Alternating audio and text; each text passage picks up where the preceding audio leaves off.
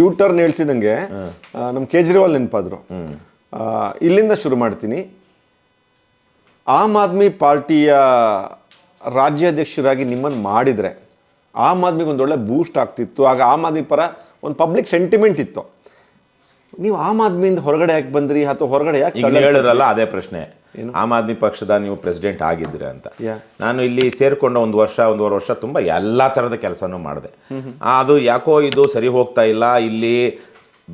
ಅಲ್ಲಿ ಏನೇನು ಆಮ್ ಆದ್ಮಿ ಪಕ್ಷದ ಚುಕ್ಕಾಣಿ ಕರ್ನಾಟಕದಲ್ಲಿ ಹಿಡಿದಿದ್ದಾರೋ ನಾನೊಬ್ಬ 10 ಜನರಲ್ಲಿ ನಾನೊಬ್ಬ ಅಲ್ಲಿ ಕರ್ನಾಟಕ ಆಮ್ ಆದ್ಮಿ ಯಾರು ಕಂಟ್ರೋಲ್ ಮಾಡ್ತಾ ಇದ್ರು? ಕರ್ನಾಟಕ ಆಮ್ ಆದ್ಮಿ ಪಾರ್ಟಿಯನ್ನು ಪೃಥ್ವಿ ರೆಡ್ಡಿ ಅಂತ, ಅವರು ಈಗ ಅಷ್ಟೇ ಸೆಂಟ್ರಲ್ ಇದರಲ್ಲಿದ್ದಾರೆ. ಅವರು ನ್ಯಾಷನಲ್ ಎಕ್ಸಿಕ್ಯೂಟಿವ್ ಇರಬಹುದು. ಅವರು ಕರ್ನಾಟಕದಲ್ಲಿ ಆಮ್ ಆದ್ಮಿ ಪಾರ್ಟಿ ಕಟ್ಟೋದಕ್ಕೆ ಅವರೇ ಪ್ರಮುಖ ಕಾರಣ. ಇಂಡಿಯಾ ಅಗೇನ್ಸ್ಟ್ ಕರಪ್ಷನ್ ಇದೆಲ್ಲ ಮೂವ್ಮೆಂಟ್ನ ಲೀಡ್ ಮಾಡಿದವರು ಕರ್ನಾಟಕದಲ್ಲಿ ಬಹಳ ಹಿಂದ್ಗಡೆಯಿಂದ ಅವರೇನೆ. But he was not a public figure. So ಹಾಗಾಗಿ ಅದೊಂದು ರೀತಿಯಲ್ಲಿ NGO ತರಕ್ಕೂ ಅಥವಾ ಒಂದು ಕಾರ್ಪೊರೇಟ್ ಸ್ಟ್ರಕ್ಚರ್ ಇರುತ್ತೆ ಹೊರತು ರಾಜಕೀಯ ಅಜಿಟೇಷನಲ್ ಮಾಸ್ ಮೂವ್ಮೆಂಟ್ ಟೈಪ್ ಕರ್ನಾಟಕದಲ್ಲಿ ಇರಲಿಲ್ಲ. ಸೊ ನಾನು ಹೋಗಿ ಅದಕ್ಕೆ ಆ ಸ್ಪರ್ಶ ಕೊಟ್ಟೆ. ಆದರೆ ಆ ಸ್ಪರ್ಶ ಕೊಟ್ಟಾಗ ಅದನ್ನು ಸದ್ಬಳಕೆ ಮಾಡ್ಕೊಳ್ಳುವಂಥ ಒಂದು ಮಾನಸಿಕ ಸ್ಥಿತಿ, ಉದಾರತೆ, ಮತ್ತೆ ಮಹತ್ವಾಕಾಂಕ್ಷೆ ಅವರೂ ಸೇರಿದಂತೆ ಹಲವಾರು ಜನರಿಗೆ ಇರಲಿಲ್ಲ. ಅದು ಅವ್ರ ಫೇಲ್ಯೂರ್. ಹಾಗಾಗಿ ನಾನು ಅದನ್ನೇ ಹೇಳಿದ್ದೆ, ನನಗೆ 6 ತಿಂಗಳ ಸಮಯ. ಯಾಕಂದರೆ ಅದೊಂದು ಹಂತಕ್ಕೆ ಹೋಗ್ಬಿಟ್ಟಾಗ ಇದು ಆಮ್ ಆದ್ಮಿ ಪಕ್ಷವನ್ನು ಇದು ಈಗಿರೋ ಬಲದಿಂದ ಪ್ರತಿ ದಿವಸ ಕುಗ್ಗಿಸ್ಕೊಂಡೇ ಹೋಗುತ್ತೆ, ಮುಂದಕ್ಕೆ ಇದಕ್ಕೆ ಕರ್ನಾಟಕದಲ್ಲಿ ಭವಿಷ್ಯ ಇಲ್ಲ ಅಂದಾಗ ನಾನು ಪಂಕಜ್ ಗುಪ್ತಾ ಅಂತ, I think is an MP no or is a very big leader in Aam Aadmi Party ಇಂಡಿಯಾದಲ್ಲಿ, ಡೆಲ್ಲಿ ಅವರು. ಸೊ ಅವರು ಕರ್ನಾಟಕದ ಇನ್ಚಾರ್ಜ್ ಆಗಿದ್ದಾಗ ಅವ್ರಿಗೆ ಹೋಗಿ ಹೇಳಿದೆ ನಾನು, ಗಿವ್ ಮಿ 6 months. 6 months ನನಗೆ ಕರ್ನಾಟಕದ ಏನಂತಾರೆ ಪ್ರೆಸಿಡೆಂಟೋ ಗಿಸ್ಡೆಂಟೋ ಜವಾಬ್ದಾರಿ ಕೊಡಿ.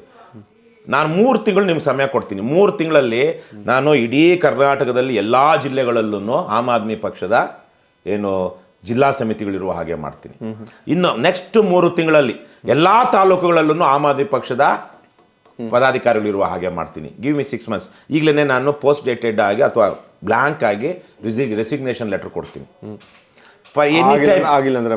ಏನು ಆಗ್ಲಿಲ್ವೋ ಅಥವಾ ನಾನೇನೋ ತಪ್ಪು ಮಾಡಿದೆ ಅನ್ನಿಸ್ತೋ, you accept that resignation letter. ಆದರೆ ಗಿವ್ ಮಿ 6 months ಅಂತ ಕೇಳಿದೆ. ಅವರು ಒಪ್ಕೊಳ್ಳಿಲ್ಲ. ಅದು ಆಗಲೇ ಹೇಳ್ದಂಗೆ ಅದು ಅಲ್ಲೊಂದು ಗುಂಪುಗಾರಿಕೆ ಆಯಿತು, ಒಂಥರ ಅಸೂಯೆ ಆಯಿತು. ಎರಡನೇ ವಿಚಾರ, ಅರವಿಂದ್ ಕೇಜ್ರಿವಾಲ್ ಅವ್ರು ಈಗಿದ ಪ್ರೆಸೆಂಟ್ ಇಮೇಜ್ ಹೇಗಿದೆಯೋ ಗೊತ್ತಿಲ್ಲ. ಬಿಕಾಸ್ ಯಾರ ಇಮೇಜ್ ಹಾಳಾಗುತ್ತೆ ಗೊತ್ತಾ? ನಾನು ತುಂಬ ಐಡಿಯಲಿಸ್ಟಿಕ್ಕು, ನಾನು ವ್ಯಾಗನರಲ್ಲೇ ಓಡಾಡ್ತೀನಿ. ಕೆಲವೊಮ್ಮೆ ನಾವು ಎಕ್ಸ್ಟ್ರಾ ಐಡಿಯಲಿಸಮ್ ಹೇಳ್ಬಿಟ್ಟು ಅದನ್ನು ಲಿವ್ ಅಪ್ ಮಾಡಿಲ್ಲ ಅಂದರೆ it hurts. Did you ever interact with Kejriwal at a personal level? ಇಲ್ಲ. ವೈ?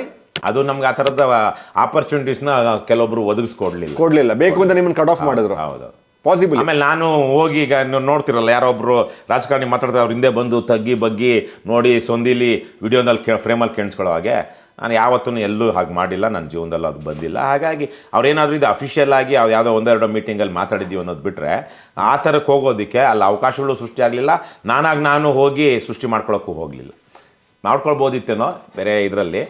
ನಾನು ಅಷ್ಟೊತ್ತಿಗೆ ನಾನು ಆ್ಯಕ್ಚುಲಿ ಅವ್ರಿಗಿಂತ ರಾಜಕಾರಣದಲ್ಲಿ ಹಳಬ, ಅವ್ರಿಗಿಂತ ಸೀನಿಯರ್ ಅಂತಲ್ಲ, ಬಟ್ ನನ್ನದೇ ಆದಂಥ ಒಂದು ಧ್ಯೇಯ, ಉದ್ದೇಶ, ಮೌಲ್ಯಗಳಿತ್ತು. ಹಾಗಾಗಿ ನನ್ನ ಆತ್ಮಗೌರವವನ್ನು ಕುಗ್ಗಿಸ್ಕೊಂಡು ಬೇರೆ ಬೇರೆ ದಾರಿಗಳಲ್ಲಿ ಕೆರಿಯರ್ ಪೊಲಿಟಿಷಿಯನ್ಸ್ ಮಾಡ್ತಾರಲ್ವ, ಆ ಥರ ಮಾಡೋದಕ್ಕೆ ನನಗೆ ಇಷ್ಟ ಇರಲಿಲ್ಲ. ನಾನು ಒಂದು ಆತ್ಮಗೌರವವನ್ನು ಇಟ್ಕೊಂಡೇ ಜೀವನವನ್ನು ಸಾಗಿಸಿದ್ದು.